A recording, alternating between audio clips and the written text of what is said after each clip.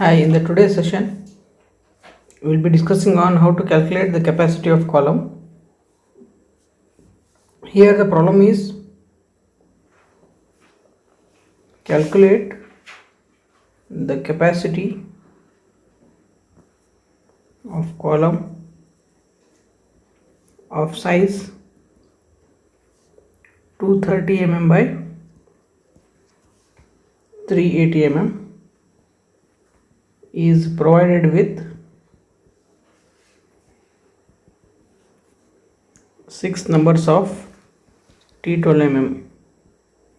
Here in this problem, we have used M20 and Fe500 steel.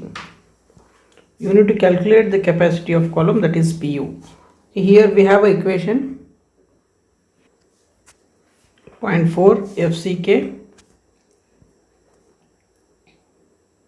AC plus 0.67 Fy ASC. This is the equation which is there in the steel IS 800. Here it is equal to 0.4 FCK. Okay, before that we'll be writing the given data.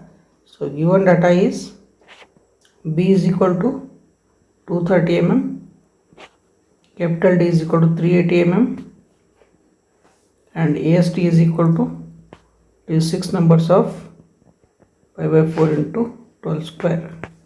When you calculate this one, this will be equal to 678.67 mm square. Fy is equal to 500 Newton per mm square and Fck is equal to 20 Newton per mm square. So I will be substituting these values in the equation, that is equal to Pu is equal to 0.4 FCK AC plus 0.67 Fy ASC. Here AC is nothing but the area of concrete. So here, especially in the column, if it is B, if it is D, in that case there are reinforcements. These are provided in the column. So the total area of concrete is nothing but B into D. This will be written as AG, that is gross cross section area of the column, whereas reinforcement is ASC. So area of concrete, remaining portion, that is area of concrete. So these are ASC, whatever the reinforcement are there, those are ASC values. And next one, whatever the remaining thing is there, that is P into D, that is AG, the net area of concrete. Okay, here we have a concrete, it is nothing but AC is equal to AG minus ASC. So I will be writing in this equation 0.4 into FCK. Instead of AC, I will be writing AG minus ASC plus 0.67 Fy ASC. I will rewrite the equation. Pu is equal to 0.4 FCK AG minus 0.4 FCK ASC plus 0.67 Fy ASC. So this will be equal to 0.4 into FCK is 20, AG is 230 by 380, that is nothing but B into D, 0.4 into 20 into ASC is the known value, that is nothing but, what is that ASC? Here we have calculated AC is equal to, this is ASC is equal to 678.67 plus 0.67 into 500, Fy is 500 into again ASC is 678.67. So when you solve this one, you will be calculating the capacity of the column, that is ultimate load capacity of the column, that is equal to Pu.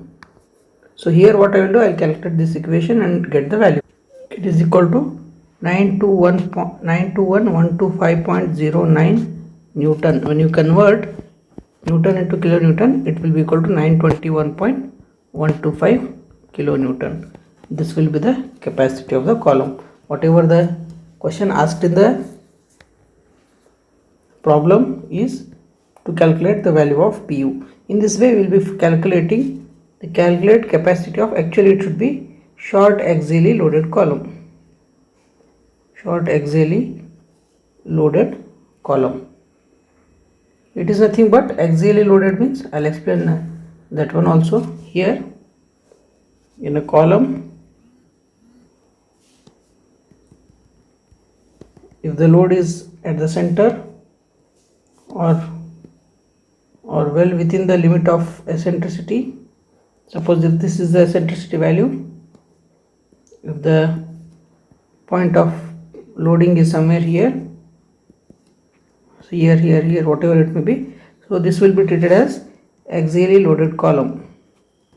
And suppose if the load is acting here or here or here or here, okay, on any of the axis, so that will be taken as uniaxial.